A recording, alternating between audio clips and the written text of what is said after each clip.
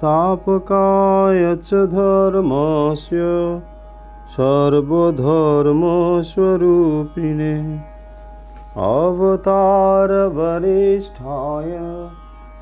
रामकृष्णाय ते नमः। जननीं शारदां देवीं रामकृष्णं जगद्गुरुं पादपद्मे तयो श्रित्वा प्रणमामि मुहुर्मुहुः। नमः श्री यतिराजाय विवेकानन्दसूरये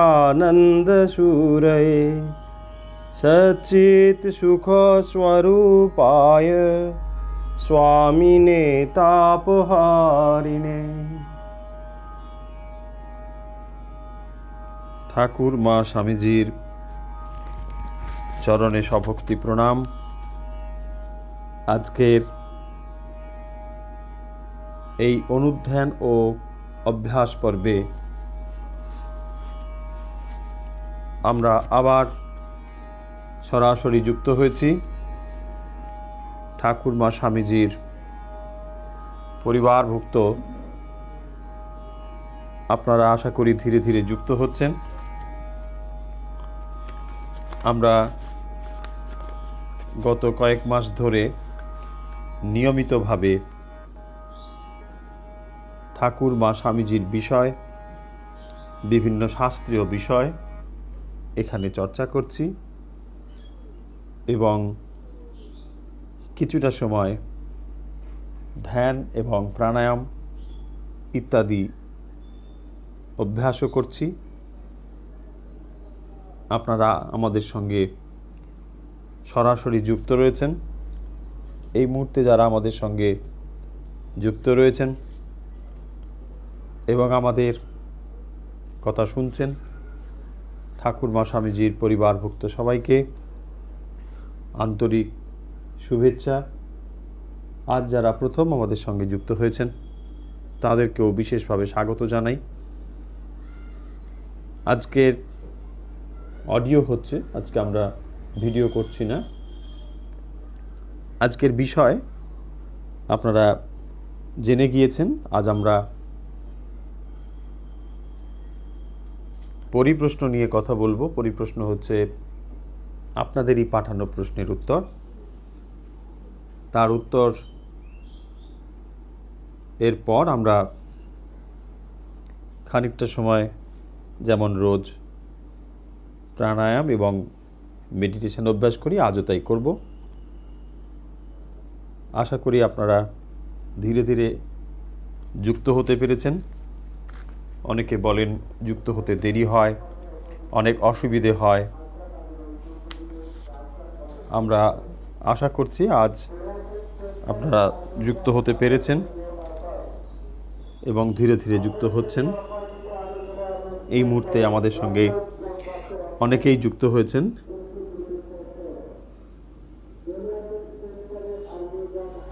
আমরা শুরু করি প্রশ্ন, আপনাদের পাঠানোর প্রশ্নের উত্তর আমরা শুরু করছি।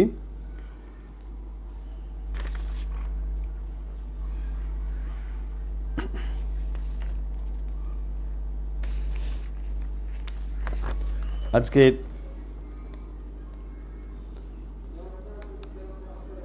যে প্রশ্নটি প্রথম আমার হাতে, এটি পাঠিয়েছেন এলিনা ব্যানার্জি ঢাকুরিয়া থেকে। সম্পদ তব শ্রীপদ ভব গোষ্পদ বাড়ি যথায়। তিনি জানতে চেয়েছেন এর অর্থ কি। আমরা এটি বিস্তারিত একদিন আলোচনা করেছিলাম, হয়তো আপনারা অনেকে উপস্থিত ছিলেন, যেখানে শ্রী রামকৃষ্ণের যে আরাত্রিক ভজন স্বামীজি রচিত, তার বাংলা অর্থ আমরা আলোচনা করেছিলাম। তার ভেতরেই একটি লাইন রয়েছে, আপনারা জানেন, সম্পদ তব শ্রীপদ ভব গোষ্পদ বাড়ি যথায়। এ কথার অর্থ হচ্ছে সম্পদ মানে জীবনের গন্তব্য যে স্থান, সেইটি তোমার শ্রীপদ ভগবানের শ্রীচরণ। সম্পদ তব শ্রীপদ ভব গোষ্পদ বাড়ি, একসঙ্গে অর্থ করতে হবে। ভব গোষ্পদ বাড়ি যথায় মানে তাঁর শ্রীচরণ লাভ হলে, অর্থাৎ ভগবানের শ্রীপাদপদ্ম লাভ করলে সংসার সমুদ্র গোষ্পদের মতো হয়ে যায়। সেই কারণের জন্য বলা হচ্ছে সম্পদ তব শ্রীপদ, অর্থাৎ ভগবানের শ্রীপদ হচ্ছে সম্পদ, গন্তব্যস্থান জীবনের, এবং যেটি লাভ করলে ভব গোষ্পদ বাড়ি, গোষ্পদ মানে গরুর পায়ের ছাপে যতটুকু জল থাকে তাকে বলা হয় গোষ্পদ। তাই গোষ্পদ বাড়ি মানে খুব সামান্য জিনিস, সামান্য ধরতে পারে তার মধ্যে। ভব মানে এই সংসার, এটিও এরকম সামান্য জিনিস বলে বা অকিঞ্চিতকর জিনিস বলে মনে হয় যখন ভগবানের শ্রীচরণ সম্পদ রূপে আমরা পাই। আশা করি বোঝা গেছে অর্থটি।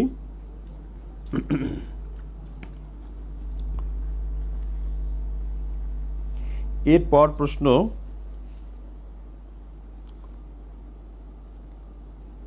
সোমা ভট্টাচার্য বেহালা থেকে জানতে চেয়েছেন, জপ ধ্যানের সময় আসনের প্রয়োজনীয়তা কি, মাটিতে বসলেই বা ক্ষতি কি? তিনি এইটি জানতে চেয়েছেন। আমরা যখন জপ ধ্যানে বসি তখন একটি আসনের প্রয়োজন হয়। কেন এই আসন, কি প্রয়োজন, এইটি তিনি জানতে চেয়েছেন। আমরা যখন সাধনায় বসি, সাধক বা সাধিকা তখন তার শরীরের ভেতরে যে শক্তি কেন্দ্রগুলো রয়েছে সেই শক্তি কেন্দ্রগুলো নিয়ে বিশেষভাবে কাজ করেন। সাধনার ভেতরেই তার জ্ঞাতসারে, অনেক সময় অজ্ঞাতসারেও এই কাজটি চলতে থাকে। তাই যেহেতু আমরা জানি যে এই পৃথিবী একটি চুম্বক, এখানেও একটি শক্তি আছে, তাই আসন থাকলে শরীর থেকে এই পৃথিবী বিচ্ছিন্ন হয়। সেই কারণের জন্যই একটি আসন থাকে। সাধারণত বিদ্যুৎ শক্তির অপরিবাহী মাধ্যমগুলোর দ্বারাই আসন নির্মিত হয়। মোটামুটি এইটি হচ্ছে কারণ, এবং আসন এমন হওয়া দরকার। এছাড়াও আসনের যৌক্তিকতা হচ্ছে এমন একটি আসন হওয়া দরকার যেখানে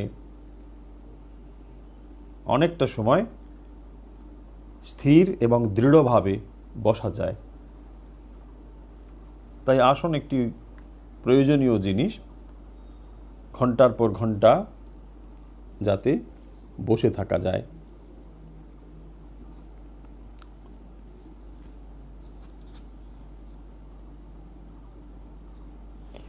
এর পরের প্রশ্ন,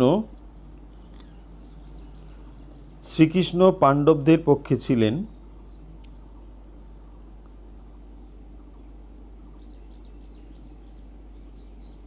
অনেক কষ্ট পাণ্ডবদের হয়েছে। প্রশ্ন, ভগবানকে ডাকলেও কি দুঃখ কষ্ট থেকে নিস্তার নেই? এইটি জানতে চেয়েছেন বনানী বাগ, মুম্বাই থেকে ভগবান শ্রীকৃষ্ণ পাণ্ডবদের পক্ষে ছিলেন, কিন্তু পাণ্ডবদের দুঃখ কষ্ট যন্ত্রণা অনেক সহ্য করতে হয়েছে।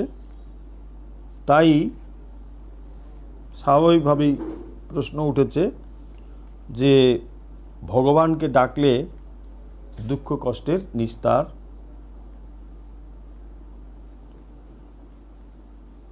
নেই, এইটি তারা এত ভগবান তাদের সঙ্গে ছিলেন অথচ তাদের দুঃখ কষ্টের কেন এত হলো। এখানে দুটো জিনিস আমরা পরিষ্কারভাবে মনে রাখব। ভগবানকে ডাকা, কেন ডাকছি ভগবানকে, বা ভগবান পাণ্ডবদের সঙ্গে রয়েছে, ঈশ্বরকে ডাকার অর্থ এই নয় যে দুঃখকে পরিহার করা আর সুখকে বরণ করা।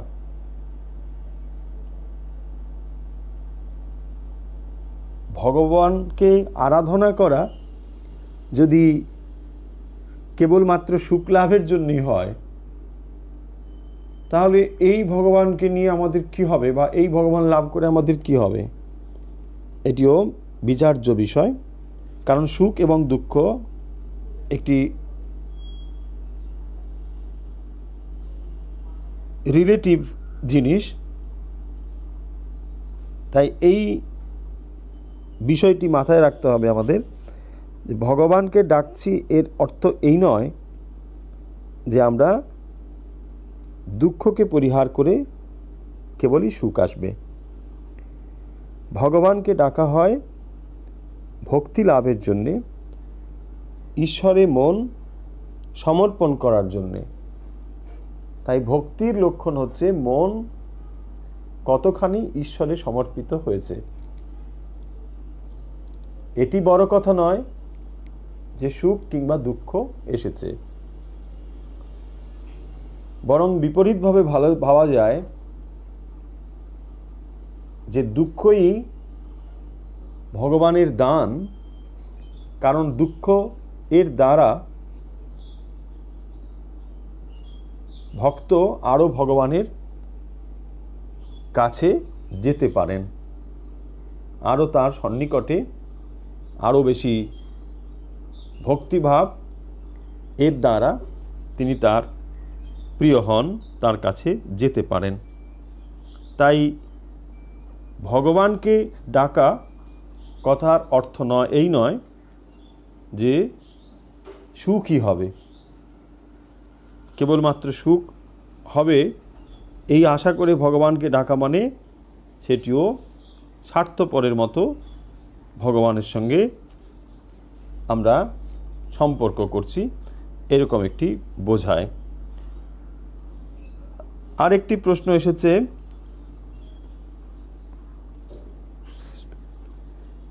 ব্রিসবেন অস্ট্রেলিয়া থেকে অপর্ণা দত্ত, তিনি জানতে চেয়েছেন আমরা একাদশী কেন করব এবং ওই সময় অনেক কিছু খাওয়া হয় না, খাবার বারণ থাকে ইত্যাদি, এগুলো কেন, তাৎপর্য কী, এই বিষয়ে তিনি জানতে চেয়েছেন। একাদশী আসলে আমরা জানি মাসে দুবার হয়, শুক্ল এবং কৃষ্ণপক্ষে। একাদশী হচ্ছে উপবাস, সকলেই জানি। উপবাস শব্দের অর্থ হচ্ছে উপবসতি ইতি উপবাস। উপ মানে সন্নিকটে। তাই উপবাস বললে আমরা মনে করি যে কতগুলো খাবার না খেয়ে অন্য রকমের খাবারগুলো খাওয়া। কারণ উত্তর ভারতের মানুষ একরকম খাবার একাদশীতে খাওয়া নির্দিষ্ট করেন, আবার দক্ষিণ ভারতের মানুষ তাদের ধারণা আবার অন্য রকম। আসলে একাদশীর বা এই উপবাসের তাৎপর্য যদি মাথায় রাখি, তাহলে এই জিনিসগুলো নিয়ে আর ভুল হওয়ার সম্ভাবনা নেই। একাদশী কিন্তু এর জন্যে করা হয় না যে কতগুলো জিনিস যা আমরা রোজ খাই তার একটু পরিবর্তন। এর পেছনে উদ্দেশ্য হচ্ছে মন ঈশ্বরে দেওয়া, তাই আহারের উপর একটি নিয়ন্ত্রণ তৈরি করা। কারণ আহারের ওপরে একটি নিয়ন্ত্রণ দিলে মনের শক্তি বৃদ্ধি হয়, ইন্দ্রিয়কে দমন এবং সংযম করা সহজ হয়। তাই আহারের ওপর একটি নিয়ন্ত্রণ বা সংযম এর বিধান রয়েছে। কিন্তু তার প্রধান তাৎপর্য হচ্ছে উপবাস অর্থাৎ ঈশ্বরকে ডাকা। তা না করে যদি আমরা ভাত খাবো না বলে আটা, ময়দার খাবার, তারপরে লুচি, হালুয়া, এরকম নানা রকম লোভনীয় খাবার যদি তার সঙ্গে যুক্ত করে দিই, সেটা সত্যিকারের উপবাস হয় কি না বিচার্য বিষয়, ভাবার বিষয়। তাই উপবাসী শব্দের সঙ্গে যেটি যুক্ত রয়েছে সেটি হচ্ছে, সবসময় মনে রাখবেন, যে কোনো উপবাসের তাৎপর্য হচ্ছে এইটি, কেবল কতগুলো রিচুয়ালস নয়। আমরা অনেক সময় এইগুলোকেই এত প্রাধান্য দিয়ে ফেলেছি যে ধর্মের মূল জিনিসগুলো হারিয়ে গিয়েছে। তার ফলে উপবাসের তাৎপর্য হচ্ছে এই। তাই শিবরাত্রি উপবাস, এরকম নানা উপবাস রয়েছে, সেইগুলো ভুলে গিয়ে আমরা করি কি, অন্য কিছু কাজেই সময় কাটাই, অন্য কিছু খাবার খেয়ে সময় কাটাই। কিন্তু আসল হচ্ছে ভগবানের সান্নিধ্য লাভ করা, তাঁর স্মরণ মনন করা। এইটি উপবাসের তাৎপর্য। আশা করি অপর্ণা দত্ত আপনি উত্তর পেয়েছেন যে একাদশীর তাৎপর্য হচ্ছে এইটি। শুধু একাদশী নয়, যে কোনো উপবাসের তাৎপর্য এই। কিন্তু খাবারের উপরে খানিকটা নিয়ন্ত্রণ অবশ্যই দরকার, কারণ ওই দিনটিতে আপনি মন বেশি করে ঈশ্বরে দেবেন। তাই এই হচ্ছে উপবাসের তাৎপর্য। আচ্ছা, এরপরে আমরা আরেকটি বিষয়, এটি আপনারা বহুবার বহু জায়গায় ভক্ত সম্মেলন ইত্যাদিতে শুনেছেন ও বলেছেন। সেটি হচ্ছে সুজাতা দাস হাওড়া থেকে তিনি জানতে চেয়েছেন, দীক্ষা হলে শ্রাদ্ধ বাড়িতে খাদ্য গ্রহণ করে না কেন? এটি কথামৃতে রয়েছে। আপনারা জানেন, ঠাকুর বলেছেন যে আদ্যশ্রাদ্ধের অন্ন গ্রহণ করলে ভক্তির হানি হয়। শ্রীরামকৃষ্ণ অনেক কথাই বলেছেন, কিন্তু জানি না এই কথাটি কেন আমাদের মনে বারবার ওঠে। যত ভক্ত সম্মেলন হয় বা এরকম প্রশ্নোত্তরের পর্ব হয়, সব জায়গাতেই কম বেশি এই প্রশ্নটি উঠে আসে যে শ্রাদ্ধ বাড়িতে খাদ্য গ্রহণ, ভক্তির হানি হয়। ভক্তি থাকলে হানি হয়, ভক্তি আছে কিনা সেটা বিচার্য বিষয়। আর যদি এটিকে এমনভাবে ভাবি যে আমরা এক সমাজে যখন বাস করছি, ধরে নিন আমি অন্য কেউ ডাকলে তার বাড়িতে যাব না, কারণ এটি তার শ্রাদ্ধ বাড়ি, আমি দীক্ষিত, এই যদি আমি সিদ্ধান্ত করে ফেলি, ভুল কিছু নেই। কিন্তু তিনি যখন ডাকবেন কোনো প্রয়োজনে, আমি যদি না যাই,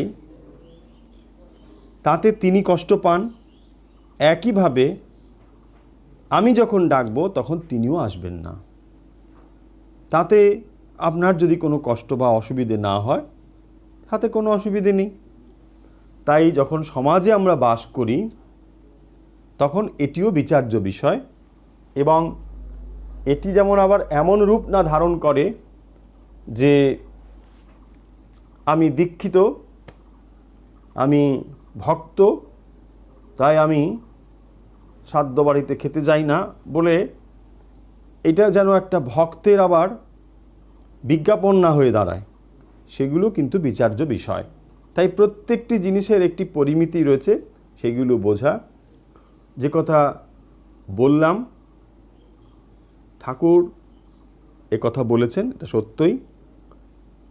প্রয়োজন হলে আপনি বাড়িতে যেতে পারেন, নারায়ণকে নিবেদন করা যে প্রসাদ তা গ্রহণ করতে পারেন। তাহলে কি হয়, সামাজিকতাও বজায় থাকে এবং নিয়মও বজায় থাকে, দুটো দিক মানা যায়। তা না হলে এগুলো সমাজে একটা বিশৃঙ্খলা তৈরি করে, মানুষের মনে কষ্ট হয়ে যায়। এগুলো একটু নিশ্চয়ই ভেবে দেখার বিষয়। আচ্ছা, এই প্রশ্নের উত্তর মোটামুটি এই।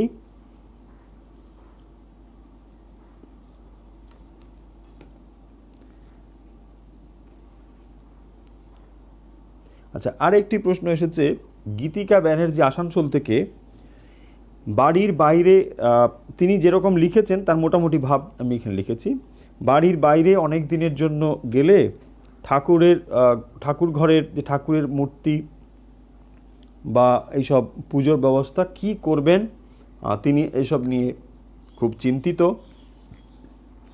বিশেষ করে এখন যেহেতু লকডাউন চলছে বিভিন্ন জায়গায়, তো তখন এক জায়গায় গিয়ে বন্দি থাকতে হয়।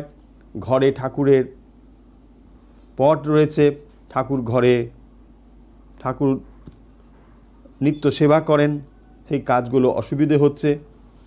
এই প্রসঙ্গ সেই কারণের জন্য এসেছে, তাই তিনি এই প্রশ্নটি করেছেন যে অনেক দিন যদি বাড়ির বাইরে থাকেন কি করবেন। এখন আপনি যদি অনেক দিন বাড়ির বাইরে থাকেন, ঘরে যদি তালা লাগানো থাকে, তাহলে আপনার কিছু করার নেই। ঘরে যদি কেউ না থাকে, সত্যি যদি কেউ না থাকে, তাহলে আপনি আর কি করবেন। যদি কেউ থাকে তাহলে নিশ্চয়ই সেই সেবা তিনি করতে পারেন বা করবেন। দিলে ওই দিকের সমস্যার সমাধান হলো। যদি কেউ না থাকে তাহলে আপনার কিছু করার নেই, বরং ভক্তরা এইটি করেন যে সঙ্গে ঠাকুরের ছোট কোনো পট বা ছবি, যা খুব ছোট, নিয়ে যাওয়া যায় বিভিন্ন জায়গায়, তারা সঙ্গে সেটি রাখেন।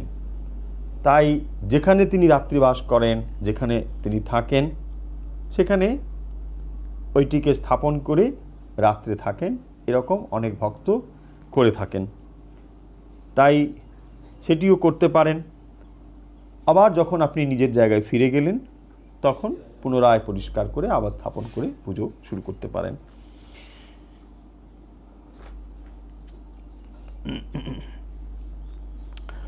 আরেকটি জিজ্ঞাসা এসেছে, সঞ্চিতা মণ্ডল চুচুড়া থেকে জানতে চেয়েছেন, গীতা পাঠের মূল সংস্কৃত উচ্চারণে একটু অসুবিধে হয়, যদি তিনি অর্থ মানে অন্য ভাষায় পড়েন তাতে হবে কি না। আমার মনে হয় এই প্রশ্নের উত্তর আমরা আগেও দিয়েছি, এই পরিপ্রশ্নেই দিয়েছি, আপনারা শুনেছেন নিশ্চয়ই অনেকে, যে গীতা গ্রন্থটি মূল সংস্কৃত ভাষায় লেখা, আপনারা জানেন।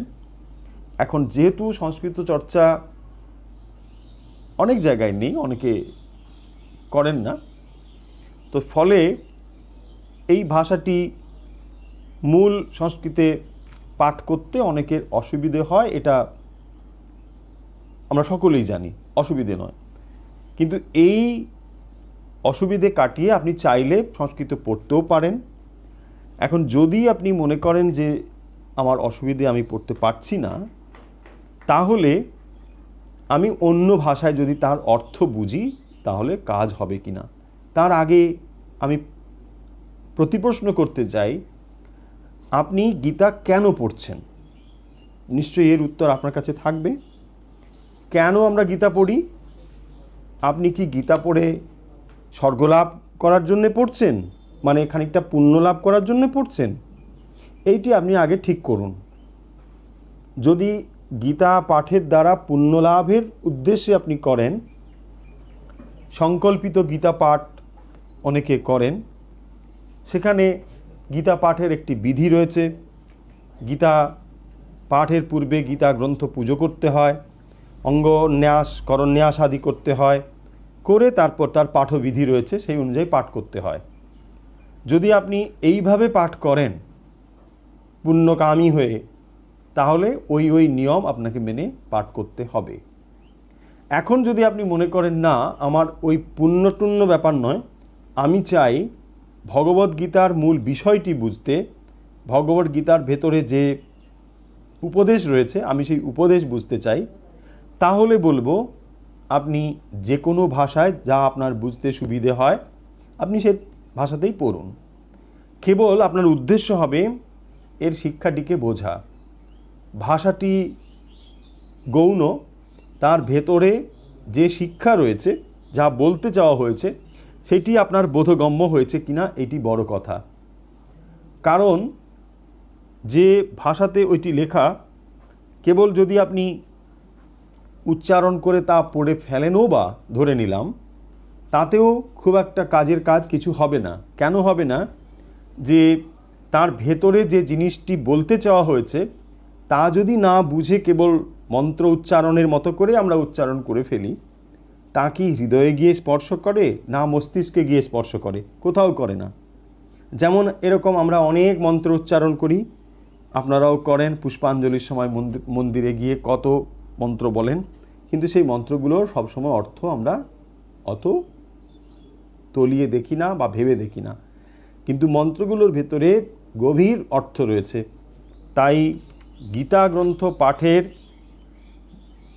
ব্যাপারে যারা সত্যিই আগ্রহী, তাদের জন্য বলবো যে কোনো ভাষায় যা আপনার বোধগম্য হয় সেই ভাষাতে পড়ুন, ব্যাখ্যা সমেত পড়ুন, অর্থ বুঝুন, তাহলেই গীতার পাঠের তাৎপর্য হয়। কেবলমাত্র গীতা শ্লোক পড়লেই, অর্থ না বুঝে পড়লেই তার বিশেষ কোনো উপকার হয় না।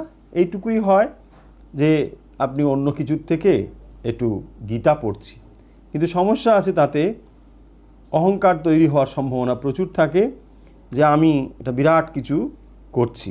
এগুলো আমাদের ভেবে রাখার বিষয়, যদি ওই বিষয়টির শিক্ষা আমাদের না ভেতরে আসে।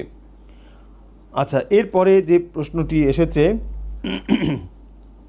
মিলি দত্ত টালিগঞ্জ থেকে জানতে চেয়েছেন সোহম এর অর্থ কি? সোহম, সা যুক্ত আহম, সোহম। অহম মানে আমি, আর স মানে তিনি, মানে ব্রহ্ম বা ঈশ্বর বা ভগবান। তিনি এবং আমি, এই যে এর ভেতরে একটি একত্ব রয়েছে, এইটি বোঝানোর জন্যে সোহম বলা হয়। স অহম অর্থাৎ আমি সেই, সোহম কথার অর্থ আমি সেই, অর্থাৎ সেই ব্রহ্ম এবং আমি এক। তারপরে তিনি আরও একটি প্রশ্ন করেছেন, ইষ্ট ও গুরু দুই ভিন্ন কি? তার জানার বিষয় হচ্ছে ইষ্ট এবং গুরু এ দুটো ভিন্ন বিষয় কিনা। এর উত্তর হচ্ছে ভিন্ন, আবার ভিন্ন নয়ও। যখন সাধক সাধনা শুরু করেন তখন তিনি ইষ্ট এবং গুরু এ দুটো পৃথক দেখেন, এ দুটোকে তিনি পৃথক দেখেন। গুরু ভিন্ন, ইষ্ট ভিন্ন। কিন্তু সাধক যখন আরও সাধনায় অগ্রসর হন তখন তিনি দেখেন গুরু ইষ্ট একই, গুরুর সঙ্গে ইষ্টের কোনো তফাৎ নেই। যেমন নাকি শ্রীরামকৃষ্ণ বলছেন সচ্চিদানন্দই গুরু, এবং আমরা গুরুর প্রণাম মন্ত্রে কি বলি? গুরুর ব্রহ্মা গুরুর বিষ্ণু গুরুদেব মহেশ্বর। তাহলে এই যে গুরুর, যাকে আমরা প্রণাম করছি যে মন্ত্র বলে, সেই গুরু নিশ্চয়ই কোনো আনন্দযুক্ত মহারাজের কথা বলা হচ্ছে না, অথবা কোনো দেবশর্মার কথাও বলা হচ্ছে না। এই গুরু হচ্ছেন যিনি গুরুর ব্রহ্মা গুরুর বিষ্ণু। তাই গুরু এবং ইষ্টে কোনো তফাৎ নেই। সাধক যখন এগিয়ে যায় সাধনায়, তখন সেটি তিনি বুঝতে পারেন।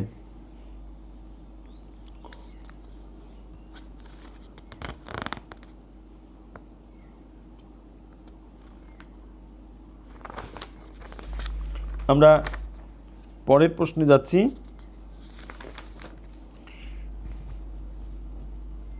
শুভ্রা চক্রবর্তী মৌলালি থেকে জানতে চেয়েছেন, ডানা ব্যথা শব্দটি বুঝতে তিনি একটু অসুবিধে হচ্ছে। আমরা পাঠেই বোধহয় বলেছিলাম, তিনি আমাদের পুরনো পাঠগুলো শোনেন। এইটি শুনে তার মনে হয়েছে ডানা ব্যথা শব্দটি তিনি ঠিক ধরতে পারছেন না, তার অর্থ কী এইটি তিনি জানতে চেয়েছেন। আসলে যে প্রসঙ্গে কথাটা বলা হয়েছিল এটি কথা মিথেরই কথা, আপনারা জানেন। ডানা ব্যথা হচ্ছে যখন, এই প্রসঙ্গে এটি বলেছিলাম, পাখি যখন মাস্তুলে এসে বসে, তার আগে পাখি একবার পূর্ব দিকে যায়, একবার পশ্চিম দিকে, নানা দিকে ছোটার পরে তারপরে পাখি মাস্তুলে এসে বসে। এই মাস্তুলে এসে বসা কথার অর্থ হচ্ছে শরণাগতি বা স্যারেন্ডার করা। কখন এটি হয় না, যখন পাখি সব দিকে ওড়ে, তারপরে তার ডানা ব্যথা হয়, তখনই এসে শরণাগতি হয়। তাই ডানা ব্যথা শব্দটির অর্থ হচ্ছে এই, যখন সাধক তার সাধনার ক্ষেত্রে নিজের যত শক্তি তা নিয়োজিত করে, এবং তা করার পরে যখন সে দেখতে পায় যে তার সাধনা সে যতভাবেই করুক না কেন, যেমনভাবেই করুক না কেন, তার দ্বারা তিনি কখনোই ঈশ্বর লাভ করতে পারবেন না, তখনই একমাত্র আসে পূর্ণ শরণাগতি। তাই এই কথাটি বোঝাতেই ডানা ব্যথার কথা আলোচনা হয়েছিল। ডানা ব্যথার কথার অর্থ হচ্ছে তাই যে পূর্ণ শরণাগতি, এইটি লাভ করতে গেলে সাধককে বা সাধিকাকে অনেক অগ্রসর হতে হয়। তখনই তিনি বুঝতে পারেন যে তার সাধনার দ্বারা ভগবানকে তিনি লাভ করতে পারবেন না। যখন এই অবস্থা তার হয়, তখনই তিনি পূর্ণভাবে ভগবানের উপর নির্ভরশীল হয়, তাকে শরণাগত হয়। তার আগে তার এই ভাব থাকে যে তিনি এই সাধনার দ্বারা সিদ্ধ হবেন এবং ভগবানকে লাভ করবেন। যত সময় পর্যন্ত তার এইটি থাকে, তত সময় তাকে সাধনা করে যেতে হয়। আশা করি জিনিসটি পরিষ্কার হয়েছে আপনার কাছে।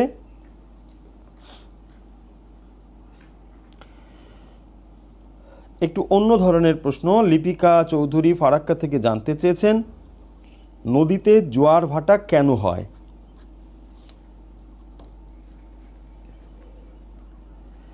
এটা আশা করি সকলেই আমরা কম বেশি জানি। এটি চন্দ্রের প্রভাবে পৃথিবীর ওপর পড়ে, তার ফলেই এটি হয়। পৃথিবীর রোটেশনাল একটা ফোর্স রয়েছে। এই পৃথিবীর যে রোটেশনাল ফোর্স এবং চন্দ্রের গ্র্যাভিটেশনাল পুল রয়েছে, মানে টানছে তার নিজের দিকে, এই দুটো ফোর্সের যখন কম বেশি হয় তখন নদীতে জোয়ার এবং ভাটা হয়। চাঁদের যখন গ্র্যাভিটেশনাল পুল বেশি হয়ে যায় তখন জোয়ার হয়, এবং যখন রোটেশনাল ফোর্স বেশি হয় তখন ভাটা হয়। আশা করি বোঝাতে পারলাম। এরপরে যেটি প্রশ্ন তনিমা ব্যানার্জি আসানসোল থেকে জানতে চেয়েছেন, সকালবেলাতে জল খাবার খেয়ে ঠাকুরের পুজো করতে পারেন কি না? তিনি শারীরিকভাবে একটু অসুস্থও রয়েছেন। হ্যাঁ, নিশ্চয়ই পারেন। সকালবেলাতে জল খাবার খেয়ে ঠাকুরের পুজো নিশ্চয়ই করতে পারেন, অসুবিধে কিছু নেই। কারণ আপনি কিছু না খেয়ে যদি এভাবে করেন আরও অসুস্থ হয়ে যাবেন। তাই হালকা কিছু খেয়ে নিলে, যদি শারীরিকভাবে আপনি সুস্থ থাকেন, এটি বাঞ্ছনীয়, আপনি তাই করুন, কোনো অসুবিধে নেই। আর এটিও তো জানেনই, কথামৃতে উল্লেখও রয়েছে, ঠাকুর কখনোই বিশেষ করে মায়েদের এরকম উপবাসী দেখতে পারতেন না। কথামৃতে তার স্পষ্ট উল্লেখ রয়েছে। তিনি মা ব্রহ্মময়ী বলে সবাইকে দেখতেন, তাই তিনি বলতেন যে তোমরা উপসী থেকো না, তোমাদের উপসী আমি দেখতে পারি না।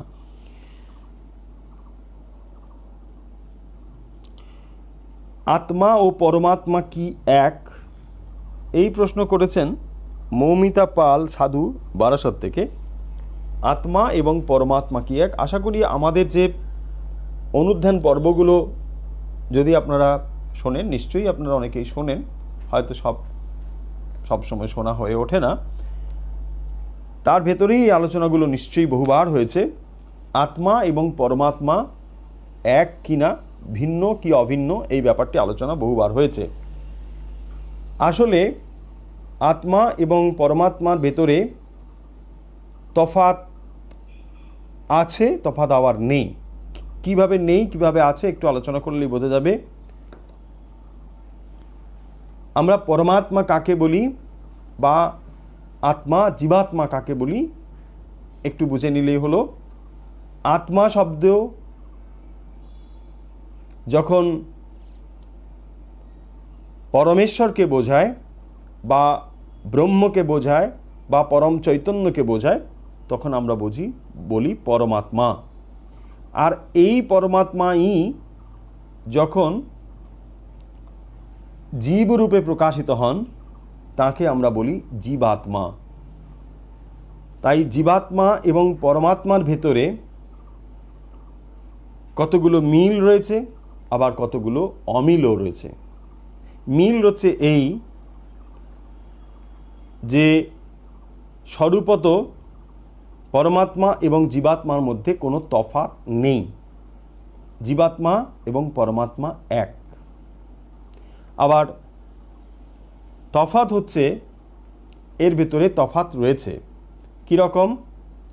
একটি উদাহরণ দিলেই আশা করি বোঝা যাবে জিনিসটি। একটি পাত্রের মধ্যে জল রয়েছে। এই পাত্র আপনি কল্পনা করুন, একটি বিরাট সমুদ্রে একটি পাত্র রয়েছে। সেই সমুদ্রের জলের মধ্যে আপনি একটি পাত্র রেখেছেন। পাত্রের ভেতরে জল, পাত্রের বাইরেও জল। তাহলে পাত্রের ভেতরে যে জল, এটিও জল।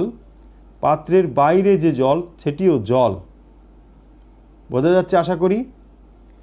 এই দুটো জল একই, আবার একই নয়ও, তাই না? কেন একই নয়? কারণ এখানে পাত্রের একটি ব্যবধান রয়েছে। এই পাত্রের ব্যবধান রয়েছে বলে যে জল, আর পাত্রের বাইরে যে জল, এই দুটোর ভেতরে সমতা থাকলেও পাত্র দ্বারা বিচ্ছিন্ন হয়ে রয়েছে বলে দুটোকে পৃথক বলা হয়। যেমন একটা ঘট চিন্তা করুন, ঘটের ভেতরে বাতাস রয়েছে। এই ঘটের বাতাস এবং বাইরে যে বাতাস, বায়ু, সব একই, কিন্তু তবু আমরা কি বলি? ঘটের ভেতরের বায়ু, ঘটের বাইরের বায়ু। তাই জীবাত্মা এবং পরমাত্মা স্বরূপত এক হলেও যেহেতু জীবত্ব ব্যবধান রয়েছে, তাই নিজেদেরকে আমরা জীব বলেই ভাবছি বা কল্পনা করছি। যত সময় পর্যন্ত আমরা নিজেদেরকে জীব বলে ভাবছি, তত সময় আমরা পরমাত্মা থেকে বিচ্ছিন্ন হয়ে রয়েছি, আলাদা হয়ে রয়েছি। যখন আমরা এই ব্যবধান মানে জীবত্ব, এই জীবত্বকে যখন আমরা দূর করতে পারবো সাধনার দ্বারা, তখনই দেখব বা সাধক তার সাধনার চরমে এইটি উপলব্ধি করেন যে তার ভেতরে যে আত্মা এবং যাকে তিনি সাধনা করেছেন এই পরমাত্মা, এ দুটোই একই। তাই বলা হয় হৃদ আকাশ বা হৃদয়ের ভেতরে যে আকাশ, এই আকাশ এবং বাইরে যে আকাশ, এই দুটোর মধ্যে কোনো পার্থক্য নেই, এ দুটো একই। চিদাকাশ এবং বাইরের যে আকাশ, এ দুটোর মধ্যে কোনো পার্থক্য নেই।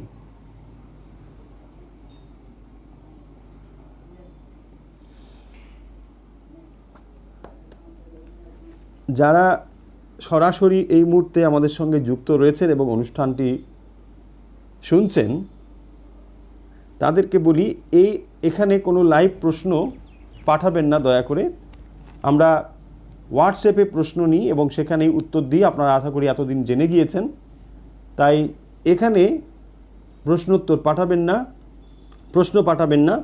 প্রশ্ন হোয়াটসঅ্যাপে পাঠানো হয়, তার উত্তর এখানে দেওয়া হয়। এবং আপনাদের কাছে একটি অনুরোধ, এটাকে আপনাদের নিজেদের কথাবার্তার জায়গা বলে ব্যবহার করবেন না। এখানে আমরা লক্ষ্য করতে পারছি অন্যদিন আমার এই সুযোগটি হয় না, যেহেতু আজকে এটি মনিটরিং আমার করতে পারি, আপনাদের সরাসরি আমি দেখতে পাচ্ছি এই মুহূর্তে। অনেক সময় আপনারা নিজেদের মধ্যে কথাবার্তা বলছেন, কনভারসেশন করছেন, এই কনভারসেশনের জায়গা এটা দয়া করে করবেন না।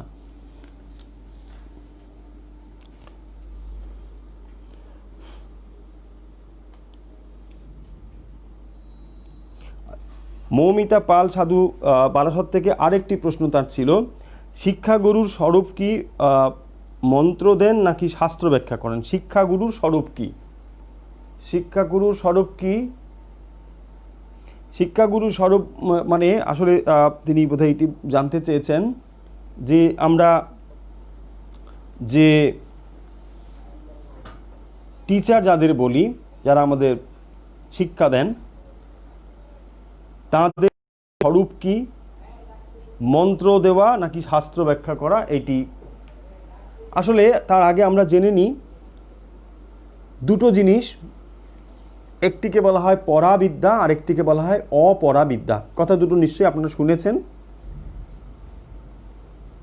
যারা আমাদের সঙ্গে এই মুহূর্তে রয়েছেন, আমি অনেককে দেখতে পাচ্ছি,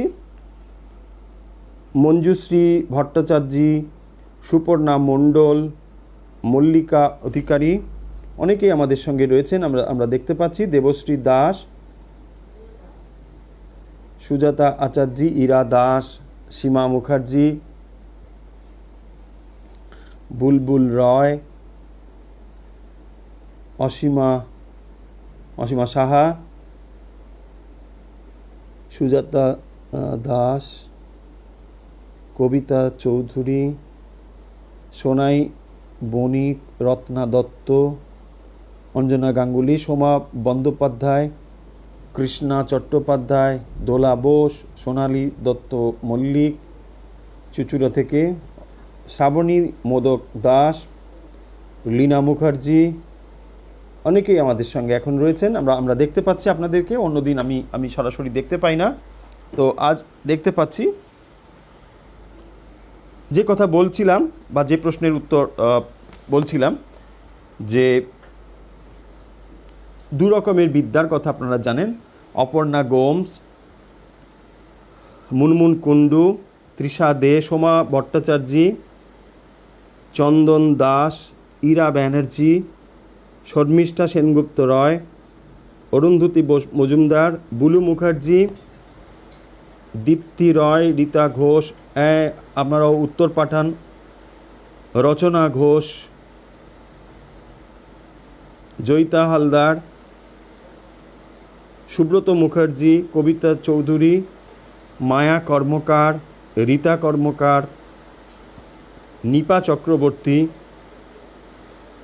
শুক্লা সুর। যে কথা বলছিলাম, আপনারা শুনছেন, অমিতা দত্ত, অনেকেই আছেন, আমি দেখছি আপনাদের, হ্যাঁ আপনারা যুক্ত রয়েছেন। যারা যে কথা বলছিলাম যে দু রকমের বিদ্যা, একটিকে বলা হয় পরাবিদ্যা, একটিকে বলা হয় অপরাবিদ্যা। পরাবিদ্যা মানে যার দ্বারা আত্মজ্ঞান লাভ করা যায়, এই বিদ্যাকে বলা হয় পরাবিদ্যা। আর অপরাবিদ্যা মানে অর্থকরী যে বিদ্যা, এগুলোকে সব অপরাবিদ্যার মধ্যে ফেলা হয়। সমস্ত বিদ্যা মানে যত রকম বিদ্যা আমরা জানি, যার দ্বারা আত্মজ্ঞান লাভ ছাড়া যে বিদ্যা, সমস্ত বিদ্যাকেই অপরাবিদ্যা বলা হয়। যার ভেতরে আর্থিক সম্বন্ধ রয়েছে, মানে এইটি পড়াশুনো হলো, তারপরে তার আসল উদ্দেশ্য গিয়ে দাঁড়াবে ওই টাকা পয়সায় গিয়ে, তাই তাকে বলা হবে ওই শ্রীরামকৃষ্ণের ভাষায় চাল কলা বাঁধা বিদ্যে। এইগুলো হচ্ছে অপরাবিদ্যে। পরাবিদ্যা হচ্ছে কেবল আত্মজ্ঞান, নিজেকে জানা, এই যে বিদ্যা তাকে বলা হয় পরাবিদ্যা। এখন শিক্ষাগুরু তিনি অপরাবিদ্যার দান করলেই তাকে আমরা টিচার বলি, স্বাভাবিক অর্থে তিনিও গুরু। কিন্তু আমরা আধ্যাত্মিক ক্ষেত্রে গুরু বললে বুঝি যিনি অপরাবিদ্যা দান করেন, যিনি পারমার্থিক জ্ঞান দান করেন, তাকেই বলা হয় গুরু। আধ্যাত্মিক দৃষ্টিতে তিনি গুরু। কিন্তু শিক্ষাগুরু তিনি, তার বৈশিষ্ট্য আলাদা, তার স্বরূপ আলাদা, এবং যিনি আধ্যাত্মিক গুরু হন তার বৈশিষ্ট্যও পৃথক। আজ দীর্ঘ এই আলোচনা করলাম না, পরে কখনো এই বিষয় নিয়ে আলোচনা করা যাবে। এটা অনেক বড় আলোচনা হতে পারে। এই দীক্ষাগুরু বা আধ্যাত্মিক গুরু যিনি, তিনি মন্ত্র দেন নাকি শাস্ত্র ব্যাখ্যা করেন, দুটোও করতে পারেন, আবার নাও করতে পারেন। আসলে তিনি হচ্ছেন আধ্যাত্মিক গুরু, যিনি শুদ্ধ অপাপবিদ্ধ, অথচ তিনি কোনো আর্থিক প্রয়োজনে বা জাগতিক প্রয়োজনে কখনোই শিষ্যত্ব গ্রহণ করেন না, কাউকে শিষ্য করেন না, এবং নিজে তিনি শুদ্ধ পবিত্র জীবনযাপন করেন। এইগুলি হচ্ছে মোটামুটিভাবে আধ্যাত্মিক গুরুর লক্ষণ। তার সঙ্গে কখনোই কোনোভাবে কোনো জাগতিক বিষয়ের লেনদেন থাকবে না শিষ্যের সঙ্গে গুরুর। তিনি মন্ত্রও দিতে পারেন, শুধু মন্ত্র দেওয়াটাই দীক্ষা বা গুরু পরম্পরাতে তাকে শিক্ষা দেবার একমাত্র পদ্ধতি নয়, এরকম অনেক পদ্ধতি রয়েছে। তিনি চাইলে তা করতে পারেন, তিনি শাস্ত্র ব্যাখ্যাও করতে পারেন। আচ্ছা, আশা করি এই উত্তর আমি দিতে পেরেছি। এর পরে প্রশ্ন স্বপন কুমার মুখার্জি, পূর্ব সংস্কার নিয়ে মানুষ জন্মায়, বর্তমান জীবনে যদি অশুভ সংস্কার নিয়ে জন্মায়, সে কি ভালো জীবন যাপন করতে পারে না? আমরা পাঠেও এই কথা আলোচনা করেছি যে পূর্ব সংস্কারের দ্বারাই তার আবার জন্মগ্রহণ হয়। তাই বর্তমান জীবনে যদি তার অশুভ কিছু থাকে, তাহলে সে আবার ভালো হয় কিনা? নিঃসন্দেহেই ভালো হতে পারে, নিঃসন্দেহেই ভালো হতে পারে। তার ভেতরে যদি সংকল্প থাকে, দৃঢ়তা থাকে, নিশ্চয়ই সেটি সম্ভব, মানুষই এটি করতে পারে। কেবলমাত্র অশুভ সংস্কার রয়েছে বলেই চিরকাল সে অশুভ থেকে যাবে তেমন কিন্তু নয়। তার ভেতরে যদি শুভ সংস্কারকে জয় করে এগিয়ে যাওয়ার যে সাধনা, দৃঢ়তা যদি থাকে, নিশ্চয়ই সেটি সম্ভব। এবং এই কাজই মানুষ করছে। মানুষ তার যে জীবত্ব, যে পশুত্ব, তাকে সব সময়ে তার বিরুদ্ধে সে সংগ্রাম করছে, লড়াই করছে, করে নিজেকে আরও উন্নত করবার চেষ্টা করছে। সকলেই করছেন। যিনি চুরি করেন তিনিও করছেন, যিনি সৎ প্রবৃত্তিতেও আছেন তিনিও সেই একই কাজ করছেন, কিন্তু অন্যভাবে। সকলেই চেষ্টা করছেন নিজের ক্ষুদ্র আমিকে আরও বৃহৎ আমির সঙ্গে মিলিয়ে দেবার। তাই আপনার এই প্রশ্নের উত্তরে বলবো নিশ্চয়ই এটি সম্ভব। সে যদি ভালো জীবন যাপন করে তা সম্ভব। এরকম অনেক ঘটনা রয়েছে যে তিনি অশুভ সংস্কার নিয়ে জন্মগ্রহণ করেছেন, কিন্তু তাকে তিনি ওভারকাম করেছেন, আরও অগ্রসর হয়েছেন, এগিয়ে গিয়েছেন।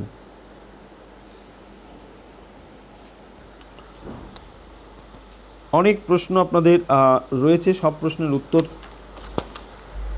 এইটুকু সময়ের ভেতরে দেওয়া খুব মুশকিল। অনেক প্রশ্ন রয়েছে আপনাদের। আচ্ছা, চতুর্বিংশতি তত্ত্ব, এটি আমরা বলেছি অনেকবার, তবু আবার এই প্রশ্নটি এসেছে। চতুর্বিংশতি তত্ত্ব কথার অর্থ কি? সমিতা চক্রবর্তী আসানসোল থেকে জানতে চেয়েছেন চতুর্বিংশতি তত্ত্ব। চতুর্বিংশতি তত্ত্ব মানে আমরা বলেছি আপনাদের বহুবার, এখানে প্রকৃতি, মহত্তত্ত্ব, অহংকার এবং মন, এই চারটে জিনিস, এবং তারপরে রয়েছে 5টি জ্ঞানেন্দ্রিয়, 5টি কর্মেন্দ্রিয় এবং 5টি তন্মাত্রা মানে রূপ, রস, গন্ধ, শব্দ এবং স্পর্শ। এইগুলোকে নিয়ে, আর তার সঙ্গে রয়েছে মহাভূত মানে ক্ষিতি, অপতেজ, মরুদ্গম, এইগুলোকে নিয়ে মোট 24টি উপাদান। এই 24টি উপাদানকেই একসঙ্গে চতুর্বিংশতি তত্ত্ব বলা হয়। আমি আর একবার বলে দিই, এটা আগেও বলা হয়েছে, তবুও আপনাদের স্মরণ থাকবে, বলে দিই যে চতুর্বিংশতি তত্ত্ব মানে 24টি উপাদান। এটি সাংখ্যের দৃষ্টিতে, সাংখ্যের সৃষ্টি প্রকরণে বলা হয় যে কিভাবে এই সৃষ্টি হয়েছে তার ব্যাখ্যা দিতে গিয়ে তারা বলেন, প্রথম রয়েছে পুরুষ, এটি চৈতন্য, এবং প্রকৃতি, প্রকৃতির ভেতরে রয়েছে সত্য, রজ এবং তম এই গুণ। তাহলে প্রকৃতি, মহত্তত্ত্ব এবং অহংকার এবং মন, এই চারটে জিনিস। তারপরে রয়েছে জ্ঞানেন্দ্রিয়, কর্মেন্দ্রিয়, 5 তন্মাত্রা এবং 5 মহাভূত। এইগুলোকে একসঙ্গে বলা হয় চতুর্বিংশতি তত্ত্ব। আশা করি আপনার উত্তর দিতে পেরেছি। রণজিৎ চৌধুরী কলকাতা থেকে জানতে চেয়েছেন হরি ওম তৎসৎ, এটির মানে কি? হরি ওম তৎ সৎ, তৎ সৎ মানে তৎ মানে দ্যাট, ওই, সৎ কথার অর্থ হচ্ছে এক্সিস্ট, আছে, অর্থাৎ একমাত্র তিনি আছেন। তৎ মানে সেই ব্রহ্মকে বোঝানো হয়। হরি ভগবানের একটি নাম, ওম একটি পবিত্র প্রণব মন্ত্র, হরি ওম তৎ সৎ, তিনি সত্যস্বরূপ, তিনি একমাত্র সত্য। হরি ওম তৎসৎ কথার অর্থ হচ্ছে এইটি। বন্দনা কুমার চুচুড়া থেকে জানতে চেয়েছেন যার আছে মাপো, যার নেই জপো, এ কথার অর্থ কি? আপনারা নিশ্চয়ই জানেন এ কথার অর্থ হচ্ছে, এটি মায়ের একটি উপদেশ। যার আছে মাপো মানে যার অর্থাদি সম্পদ রয়েছে, তিনি তা অর্থাদি দান করে অপরে মানুষের সাহায্য করতে পারেন, অপর মানুষের কাছে দাঁড়াতে পারেন, যেতে পারেন, মানুষকে তিনি সাহায্যের হাত বাড়িয়ে দিতে পারেন অর্থের দ্বারা, কারণ তার কাছে অর্থ রয়েছে।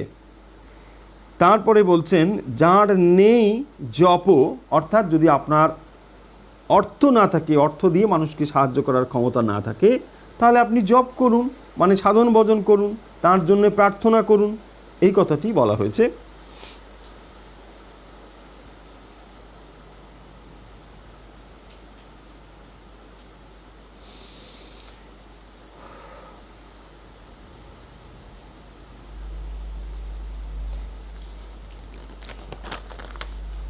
আপনারা অনেকেই অনেক প্রশ্ন পাঠিয়েছেন, কিন্তু সকলের সব প্রশ্ন সময় মতো আমরা পাই না, এবং আচ্ছা, আরেকটি প্রশ্ন, ছোট প্রশ্ন, ঠাকুরমা স্বামীজির প্রিয় ফুল কি কি জানতে চেয়েছেন। এখানে নাম ছিল না। ঠাকুরের প্রিয় ফুল আপনারা জানেন। ঠাকুরের প্রিয় ফুল কি? ঠাকুর সাদা রঙের ফুল পছন্দ করেন। আর ঠাকুরের প্রিয় ফুল চাঁপা ফুল। মা হলুদ রঙের ফুল পছন্দ করতেন। স্বামীজিও নিশ্চয়ই সাদা ফুল, কারণ স্বামীজি শিবাবতার, তাই তাঁরও সাদা ফুল পছন্দ। আশা করি আজকের প্রশ্ন এবং উত্তর পরিপ্রশ্ন শেষ করব আমরা। যাদের যাদের উত্তর আমরা আজকে দিতে পারলাম না, ভবিষ্যতের জন্য তাদের উত্তর নিশ্চয়ই দেওয়ার চেষ্টা আমরা করব। আজ এই মুহূর্তে দেখে নিই আমাদের সঙ্গে কারা আছেন খুব তাড়াতাড়ি। এই মুহূর্তে আমাদের সঙ্গে অনেকেই রয়েছেন। অঞ্জলি দে দেখতে পাচ্ছি, কুহেলি পাল দাশগুপ্ত, শিপ্রা ঘোষ, অনেকেই আমাদের সঙ্গে রয়েছেন। একটু যারা যেখান থেকে রয়েছে, দিল্লি থেকে কারা দেখছেন একটু দেখুন তো এই মুহূর্তে, চটপট আমাদের সঙ্গে যুক্ত লিখুন না, তাহলে বুঝতে পারবো কে কোথা থেকে। বাংলাদেশ থেকে দেখছেন, আচ্ছা, ঝর্ণা দাস বাংলাদেশ থেকে, অপর্ণা দেওয়ানজি, আচ্ছা হ্যাঁ, একসঙ্গে লিখতে থাকুন তাহলে ভালো হবে। বাংলাদেশ থেকে যারা লিখছেন একটু সঙ্গে সঙ্গে তারা বাংলাদেশ একসঙ্গে লিখুন, তাহলে কেবল বাংলাদেশ নাম আসবে, আমার দেখতে খুব সুবিধে, ভালো লাগবে। জয় সরকার সিলেট বাংলাদেশ থেকে, হ্যাঁ জয় সরকার আমাদের অনেক উত্তর পাঠান।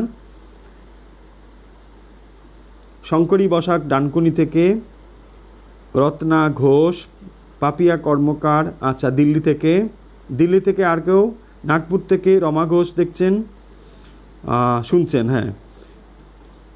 তন্দ্রা বোস বারাকপুর থেকে, কাকলি সাহা বরানগর থেকে, সর্বাণী প্রামাণিক রুবি থেকে, চন্দন দাস রামগড় থেকে,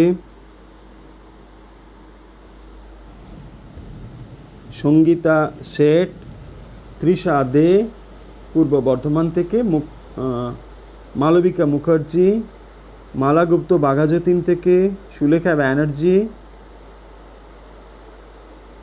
সুদতি রয়, রমা ঘোষ, আচ্ছা অনেকেই দেখছেন। আমরা তাহলে একটু প্রাণায়াম এবং অভ্যাসে যাব, তাই না? আমাদের তো প্রাণায়াম এবং অভ্যাসের সময় হয়ে গেল। প্রাণায়াম এবং অভ্যাসে যাব আমরা।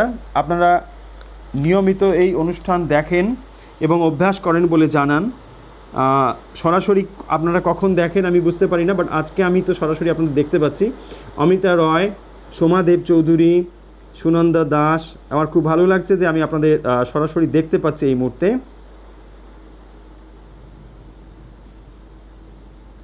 সৌমা নিয়োগী, আচ্ছা ব্যাঙ্গালোর থেকে, বিজু দাস, রীতা চক্রবর্তী, শিপ্রা খাঁড়া জামশেদপুর থেকে, সুমনা মল্লিক চুচুড়া থেকে, আসানসোল থেকে, শর্মিলা বন্দ্যোপাধ্যায়, নীলিমা দাস, বুদ্ধদেব দাস, আলপনা ঘোষ, তপতী নন্দী, ভাস্বতী চক্রবর্তী, সীমা দত্ত, রুমঝুম সিনহা, অরুণ মণ্ডল, রেখা সামন্ত, কৃষ্ণা মাইতি, ত্রিপুরা থেকে দেখছেন শিল্পী সাহা। আশা করি সবাই এখন পরিবেশ অনেকটা সুন্দর, আগের থেকে এখন ভালো আছেন সব জায়গায় আশা করি, কারণ এখন লকডাউন আস্তে আস্তে মুক্ত হচ্ছে, সবাই এখন বেরোচ্ছেন। শারীরিক এবং মানসিকভাবে নিশ্চয়ই আপনারা ভালো আছেন, এই প্রত্যাশা আমাদের। তৃষা দে, গৌরী চক্রবর্তী, সুস্মিতা দত্ত, সর্বরী চক্রবর্তী, জয়তী বন্দ্যোপাধ্যায়, রতন সিনহা, ঠাকুরমা স্বামীজির পরিবারভুক্ত যারা এই মুহূর্তে আমাদের সঙ্গে যুক্ত আছেন, বিভিন্ন প্রান্তের ঠাকুরমা স্বামীজির বৃহৎ পরিবার, সবাইকে আন্তরিক শুভেচ্ছা জানাচ্ছি, আন্তরিক ধন্যবাদ জানাচ্ছি এই কারণের জন্যে যে আপনারা আমাদের সঙ্গে একই সঙ্গে যুক্ত হয়েছি আমরা সবাই, ঠাকুরমা স্বামীজির পরিবারভুক্ত সবাই। তাই আমরাও বিশেষভাবে অনুপ্রেরণা পাচ্ছি যে আপনারা আমাদের সঙ্গে যুক্ত রয়েছেন বলে, এবং এটি শুনছেন এবং দেখছেন ও অভ্যাস করছেন, অনেকে এর দ্বারা উপকৃত হয়েছেন বলেও জানাচ্ছেন। এটি আমাদেরকে বিশেষভাবে প্রেরণা দেয়।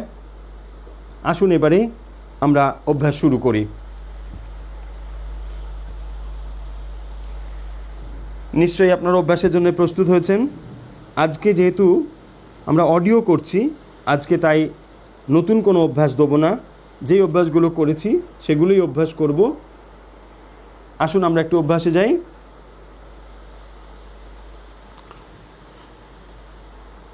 সোজা হয়ে বসুন, মেরুদণ্ড সোজা রাখবেন।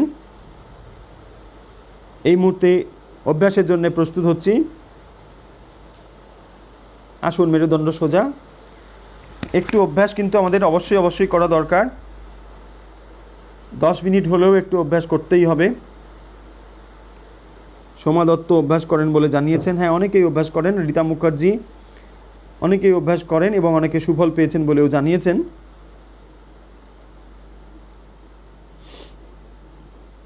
আসুন এবারে আমরা কিভাবে অভ্যাস করব।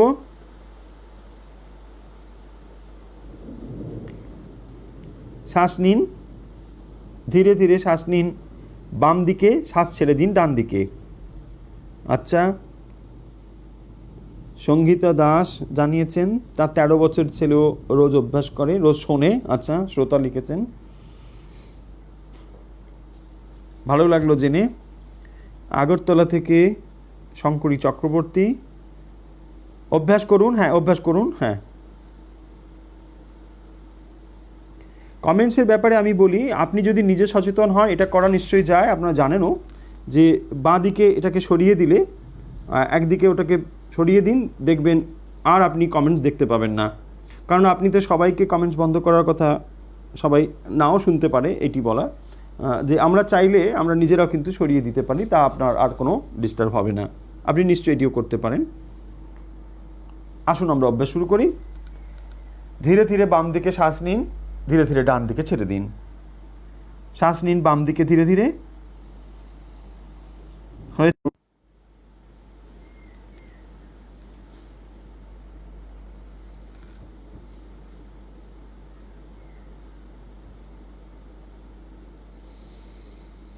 যারা প্রশ্ন পাঠাতে চান তাদের জন্য বলে দিই, এখানে প্রশ্ন পাঠাবেন না।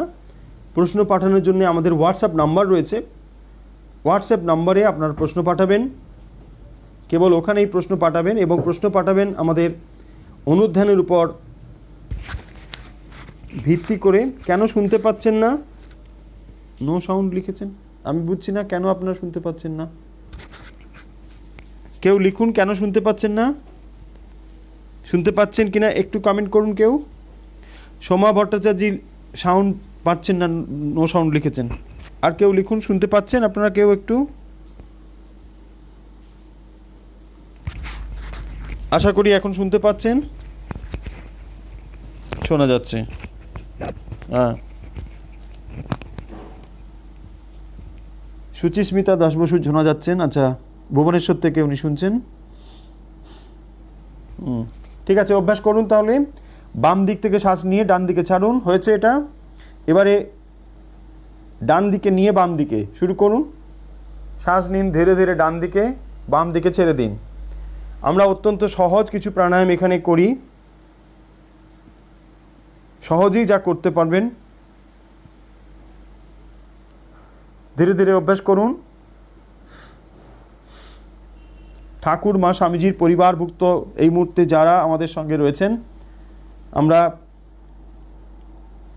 আনন্দিত এবং গর্বিত যে ঠাকুর মা স্বামীজির পরিবারভুক্ত যারা সকলেই একভাবে সমমানসিকতার যারা, তারা এই মুহূর্তে যুক্ত হয়ে রয়েছি। তাই আমরা সবাই একসঙ্গে অভ্যাস করছি, একই পরিবারভুক্ত সকলে। ধীরে ধীরে শ্বাস নিন ডান দিকে, ছেড়ে দিন বাঁ দিকে।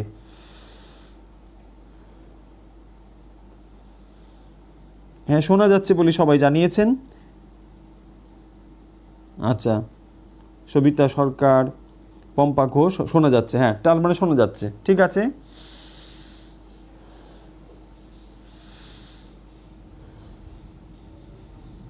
ডান দিকে নিয়ে বাম দিকে ছেড়ে দিন। হয়েছে। এবারে আসুন রিল্যাক্স। এবারে আমরা দ্বিতীয় যে প্রাণায়ামটি করি আপনাদের জানা আছে। শ্বাস নেব নাক দিয়ে, ছাড়বো মুখ দিয়ে। নাক দিয়ে শ্বাস নেব, ধীরে ধীরে নাক দিয়ে শ্বাস নিন, দুটো নাক দিয়ে, মুখ বন্ধ রাখুন। শ্বাস নিন নাক দিয়ে, হয়েছে। মুখ দিয়ে ছেড়ে দিন, যেমন করে ফু দিই এরকম করে ছেড়ে দিন। সুমিতা দাস, শোনা যাচ্ছে না কৃষ্ণনগর থেকে। এটা বোধহয় লোকালি আপনাদের কোনো সমস্যা হতে পারে। কেউ কেউ শুনতে পাচ্ছেন বলে জানাচ্ছেন, কেউ পাচ্ছেন না বলে জানাচ্ছেন। আসাম থেকে পম্পি বর্ধন শুনতে পাচ্ছেন।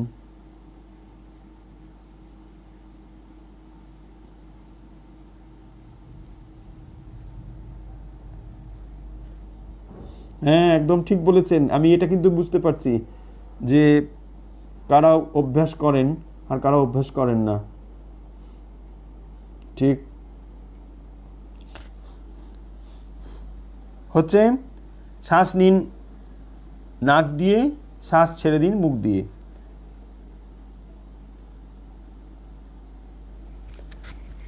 শ্বাস নিন নাক দিয়ে, মুখ দিয়ে ছেড়ে দিন। কয়েকবার অভ্যাস করুন। অমিতা রয়, শোনা যাচ্ছে। হ্যাঁ, এই তো শুনতে পাচ্ছেন তো। শুক্লা ঘোষ, মিহির কুমার রায় শুনতে পাচ্ছেন। সুনন্দা গুপ্ত শিলচর থেকে শুনতে পাচ্ছেন। শ্বাস নিন, মুখ দিয়ে শ্বাস ছেড়ে দিন। অভ্যাস করুন। হয়েছে। কয়েকবার শ্বাস নিন মুখ দিয়ে, নাক দিয়ে, মুখ দিয়ে ছেড়ে দিন।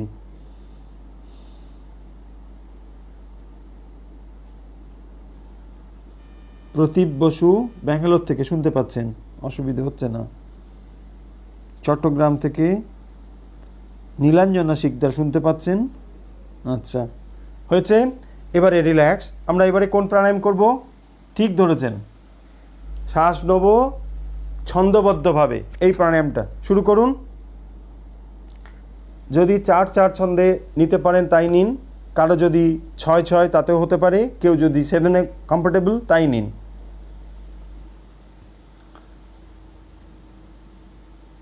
ছন্দবদ্ধভাবে শ্বাস নিন, ছন্দবদ্ধভাবে শ্বাস ছেড়ে দিন। শুরু করুন। শ্বাস নিন 4 গুনতে গুনতে, শ্বাস ছেড়ে দিন 4 গুনতে গুনতে, অথবা শ্বাস নিন 6 গুনতে গুনতে, অথবা ছেড়ে দিন 6 গুনতে গুনতে। হয়েছে। বা সাথে যদি কমফোর্টেবল হয় সাথেও করতে পারেন, করুন।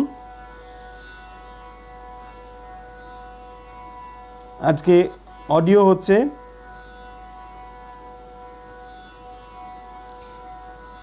তাই আমি দেখতে পাচ্ছি আপনাদেরকে সরাসরি। হাইলাকান্দি থেকে অনিতা ভট্টাচার্য,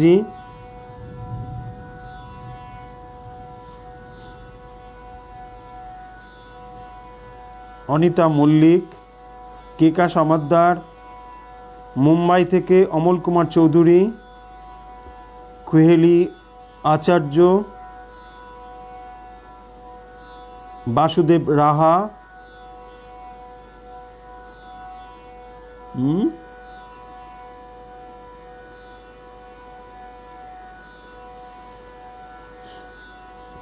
হয়েছে। নিন, শ্বাস নিন ছন্দবদ্ধভাবে 4-4, 6-6 অথবা 7-7, যে যেটা অভ্যাস করছেন। ছন্দবদ্ধভাবে শ্বাস নিন, ছন্দভাবে শ্বাস ছাড়ুন। হয়েছে। যদি হয়ে থাকে তাহলে আমরা প্রাণায়াম এখানে শেষ করব, এরপর আমরা মেডিটেশন শুরু করব।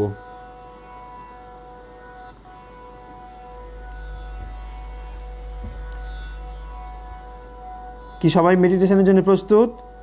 আসুন এবারে মেডিটেশনে যাই।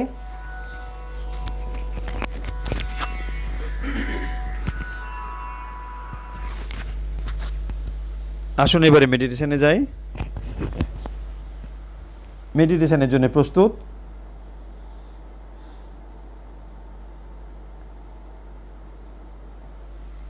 মেরুদণ্ড সোজা,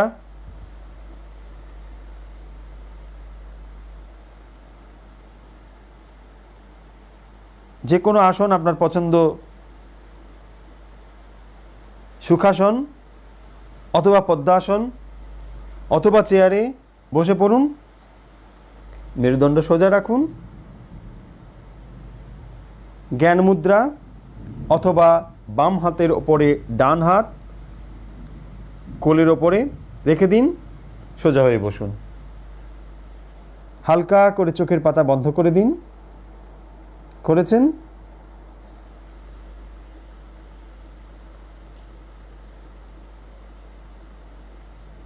মানসিকভাবে প্রস্তুত? আপনি এখন মেডিটেশনের জন্য প্রস্তুত।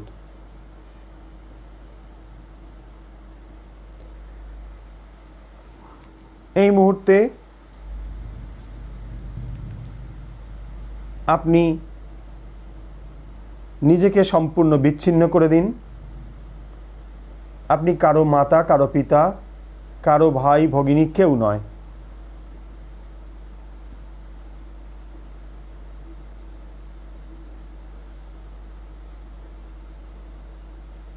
আপনি সম্পূর্ণ পৃথক একজন মানুষ।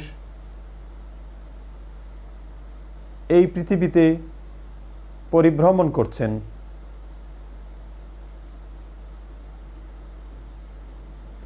এই শরীর এবং মনকে আশ্রয় করেই আপনি সাধনা করছেন।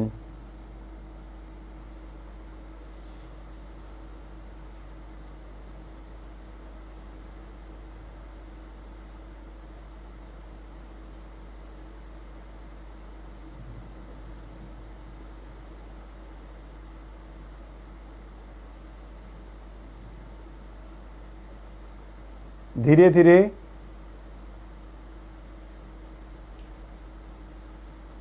মনকে পায়ের বুড়ো আঙুল থেকে মাথা পর্যন্ত কল্পনা করুন এবং সম্পূর্ণ শরীরকে শিথিল করে দিন। এই অভ্যাস আমরা আগে করেছি, আমরা জানি কিভাবে করতে হয়। এই মুহূর্তে যারা ধ্যান অভ্যাস করছেন,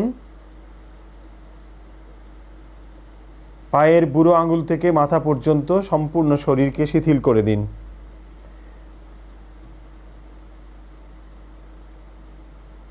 মনে মনে কল্পনা করুন আপনার শরীর সম্পূর্ণ শিথিল।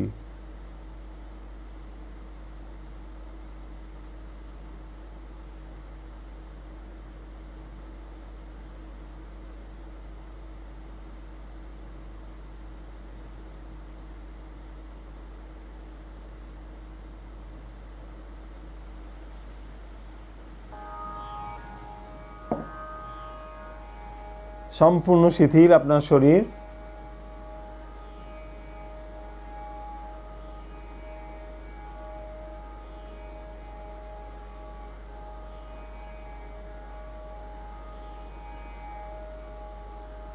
লম্বা শ্বাস নিন।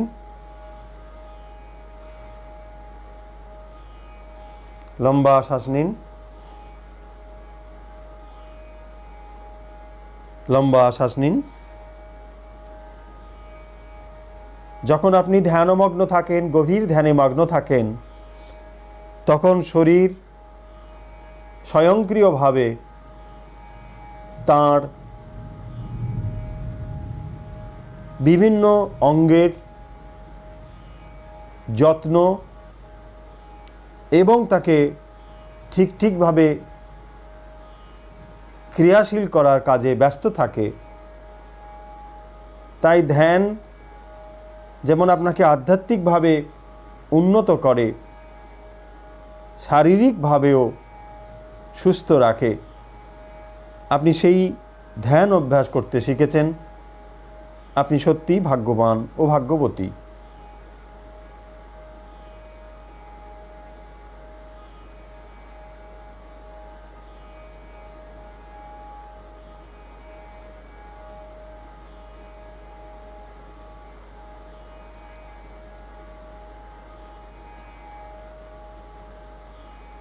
আপনার সম্পূর্ণ শরীর শিথিল হয়ে গেছে।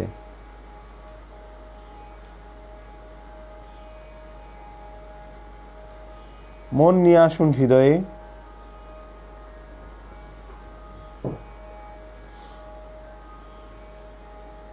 হৃদয়ে কল্পনা করুন একটি আকাশ।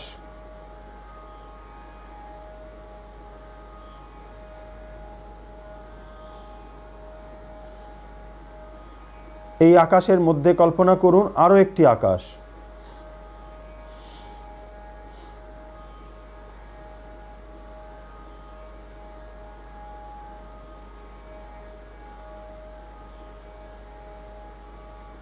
চারিদিকে ছড়ানো মনকে কেন্দ্রীভূত করুন হৃদয়ে। চিন্তা করুন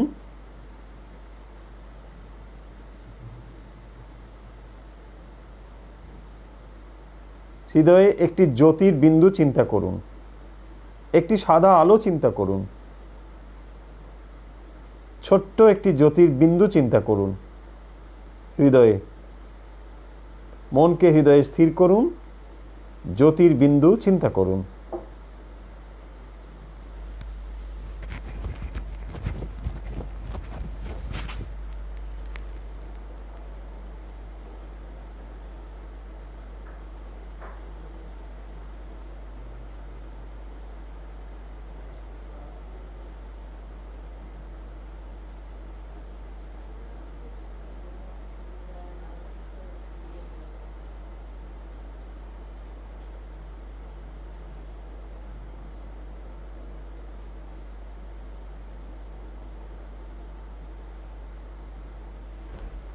এবার চিন্তা করুন জ্যোতির্বিন্দু ধীরে ধীরে বড় হচ্ছে। চিন্তা করুন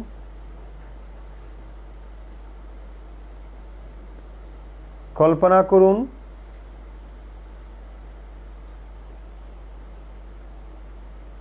জ্যোতির্বিন্দু ধীরে ধীরে একটি বৃত্ত এবং এই বৃত্ত বড় হচ্ছে। ধীরে ধীরে বৃত্ত ক্রমশ বড় হচ্ছে। লক্ষ্য করুন জ্যোতির্ময় বলয় ধীরে ধীরে বড় হচ্ছে। লক্ষ্য করুন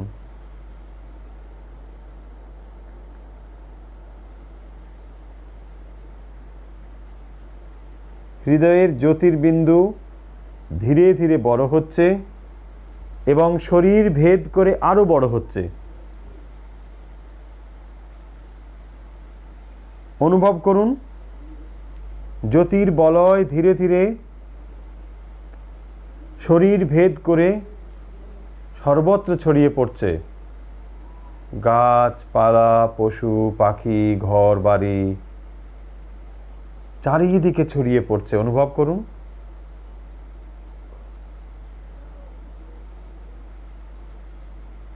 আকাশ বাতাস সর্বত্র ছড়িয়ে পড়ছে এই জ্যোতি। আপনি অনুভব করুন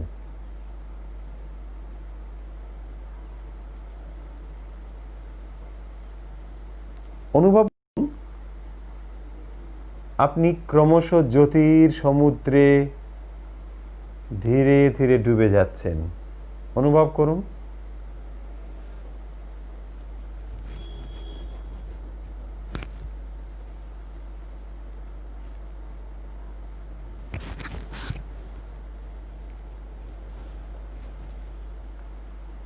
জ্যোতির সমুদ্রে আপনি ধীরে ধীরে ডুবে যাচ্ছেন। অনুভব করুন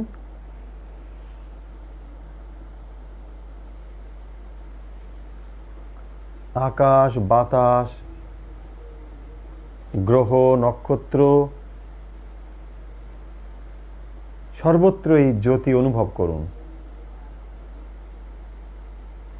অনুভব করুন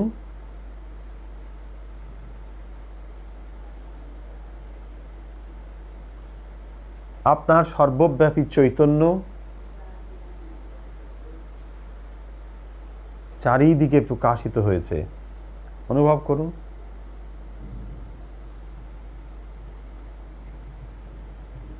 এই বিশ্ব ব্রহ্মাণ্ডের সর্বব্যাপী চৈতন্যের কেন্দ্রবিন্দু আপনার হৃদয়। অনুভব করুন একটি বিরাট বৃত্ত অনুভব করুন, যার কেন্দ্রবিন্দু আপনার হৃদয়। অনুভব করুন।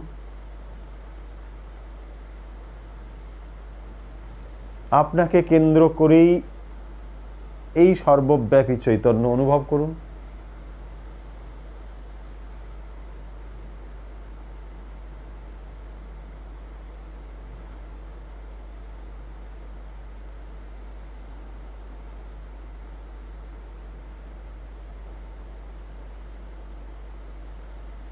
আপনি নিজেই সর্বত্র প্রকাশিত হয়েছেন, অনুভব করুন।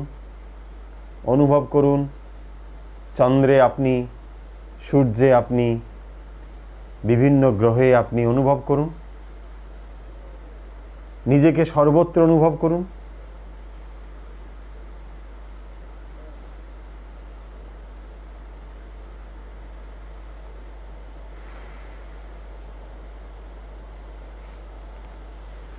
ধীরে ধীরে কল্পনা করুন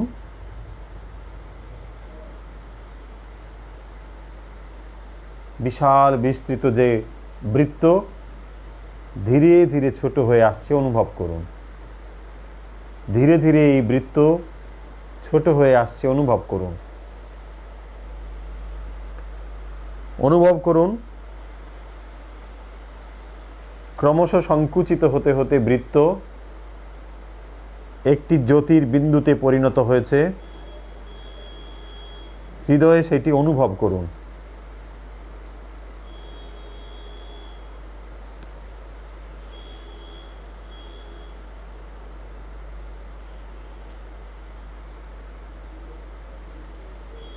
হৃদয়ে অনুভব করুন জ্যোতির্বিন্দু।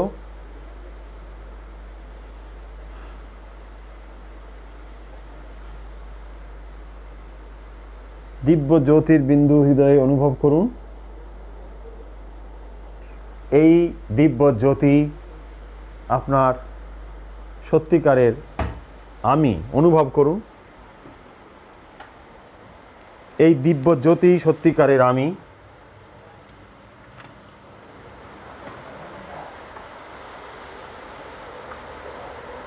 এই দিব্য জ্যোতি সত্যিকারের আমি অনুভব করুন।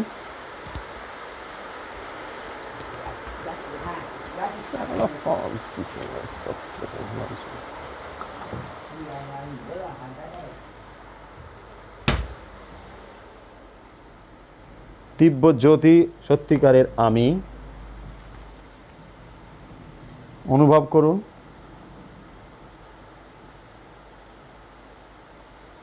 আমার রোগ নেই, শোক নেই, জন্ম নেই, মৃত্যু নেই। আমি এক সর্বব্যাপী চৈতন্য আত্মা। অনুভব করুন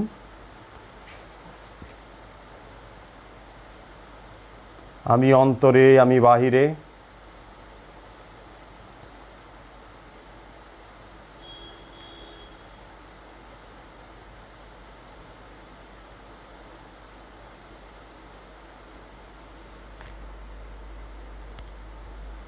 সর্বব্যাপী সত্তা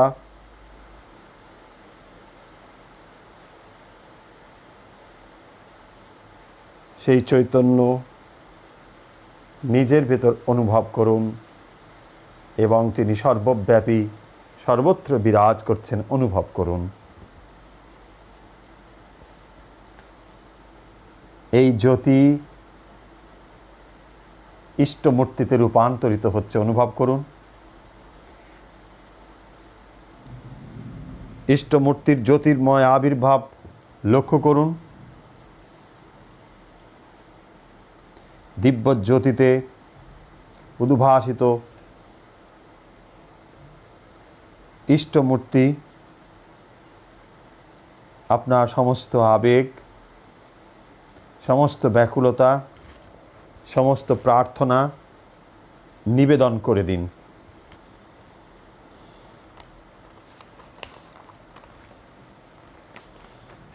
অন্তরের সমস্ত ব্যাকুলতা, প্রার্থনা নিবেদন করে দিন।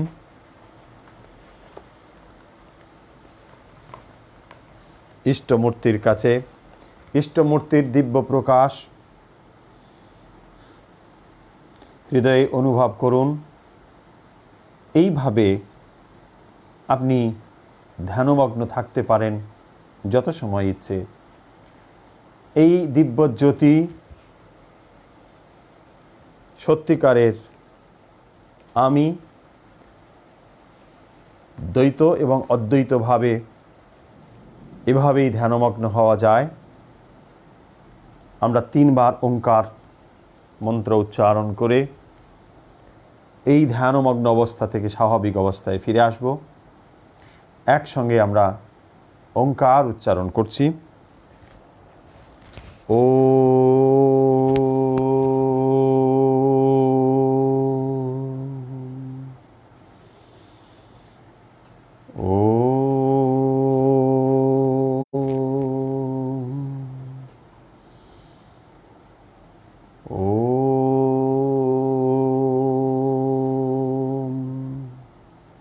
হরি ওম তৎসৎ।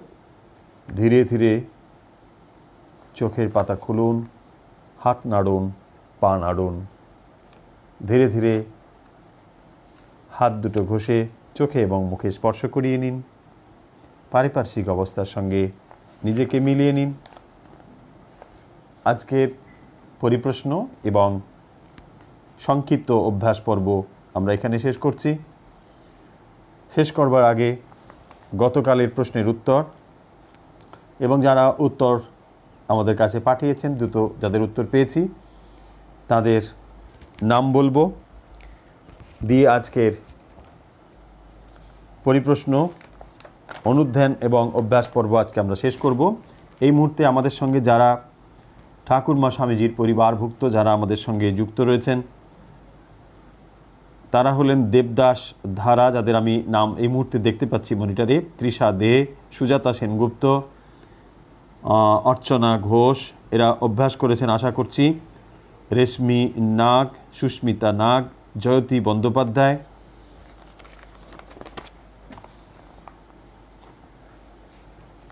এখন আমরা কালকের প্রশ্নের উত্তর বলে দিই। হ্যাঁ, অনেকেই দেখছেন, আপনারা যুক্ত হন, আমি সঙ্গে সঙ্গে এই নামগুলো বলে দিই, তারপর আপনাদের দেখছি। যারা গতকাল আমরা প্রশ্ন দিয়েছিলাম যে শ্রীরামকৃষ্ণ শক্তি মন্ত্রে দীক্ষিত কার কাছে হয়েছিলেন, তার উত্তর অনেকেই দিয়েছেন যে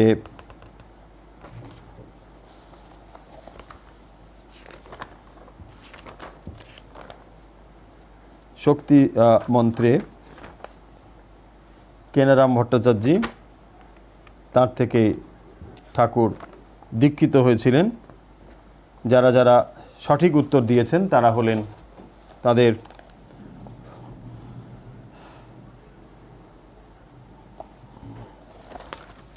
যারা সঠিক উত্তর দিয়েছেন তারা হলেন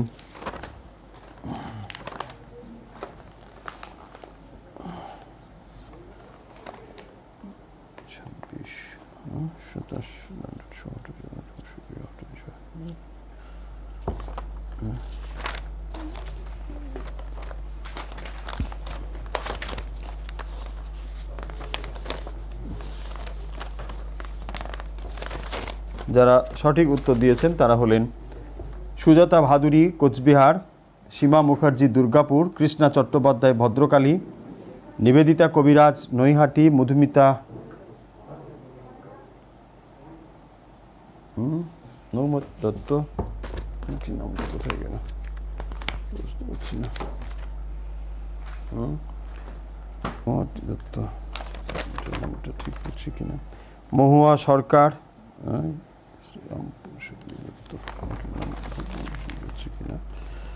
শ্রীরামকৃষ্ণ মন্ত্র 2627 রথরথী, কাগজটা কোথায় চলে গেল কিনা বুঝতে পারছি না নামটা।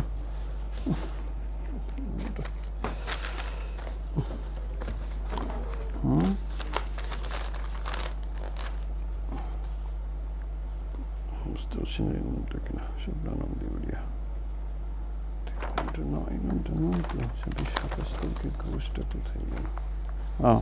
যারা একটু মাফ করবেন, আমরা হ্যাঁ যে উত্তরটা এখানে আমরা বলছি এটা গতকালের লিস্ট ছিল। হ্যাঁ, যারা আমাদের এই উত্তর পাঠিয়েছেন, অর্থাৎ ঠাকুরের শক্তি মন্ত্রে দীক্ষা, কেনারাম ভট্টাচার্য। এই উত্তর যারা পাঠিয়েছেন, যাদের নাম আমরা দ্রুত পেয়েছি, তারা হলেন মালবিকা সেনগুপ্ত বাঘা যতীন, তুলিকা চক্রবর্তী টরেন্টো, নিপা চক্রবর্তী দুর্গাপুর, মালবিকা দাস নাগেরবাজার, অদিতি পাল নারায়ণগঞ্জ, শঙ্করী বসাক ডানকুনি, রত্না সরকার ঢাকা, বুলা পাল শ্যামনগর, বন্দনা কুমার চুচুড়া, রত্না নন্দী আসানসোল, প্রীতি সাহা ভবানীপুর, শিবানী মোদক কৃষ্ণনগর, সমিতা কুণ্ডু বারাসত, ঐশিকা ব্যানার্জি সোদপুর, দীপালি মিস্ত্রি নিমপিট, জয় সরকার সিলেট, সুস্মিতা দাস ব্যাঙ্গালোর, স্বপ্না মণ্ডল ব্যারাকপুর,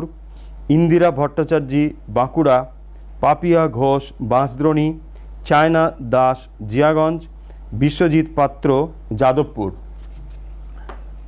আজকের আমাদের পরিপ্রশ্ন এবং অভ্যাস পর্ব এখানে শেষ করছি। যারা আমাদের সঙ্গে এই মুহূর্তে যুক্ত রয়েছেন, যারা আমাদের এই ঠাকুরমা স্বামীজির পরিবারভুক্ত, সবাইকে আন্তরিক শুভেচ্ছা জানাই। ঠাকুরমা স্বামীজির আশীর্বাদ সবার উপর বর্ষিত হোক। যে অবস্থার ভেতরে আমরা সবাই যাচ্ছি, তার দ্বারা এই অভ্যাস এবং অনুধ্যানের দ্বারা আমরা সকলেই যাতে ধীরে ধীরে ঈশ্বরমুখী হতে পারি, আমাদের অন্তর যাতে ভগবতমুখী হতে পারে, সেই প্রার্থনা এবং সবার উদ্দেশ্যে সবার মঙ্গল কামনায় এই প্রার্থনা করি এবং এই প্রার্থনা করেই আমরা শেষ করছি। সর্বেত্র সুখিনঃ সন্তু সর্বে সন্তু নিরাময়া সর্বে ভদ্রাণি পশ্যন্তু মা কশ্চিৎ দুঃখ ভাগ ভবেৎ। সবাই সুখে এবং শান্তিতে থাকুন, ভালো থাকুন। ওম শান্তি, ওম শান্তি, ওম শান্তি। হরি ওম তৎসৎ।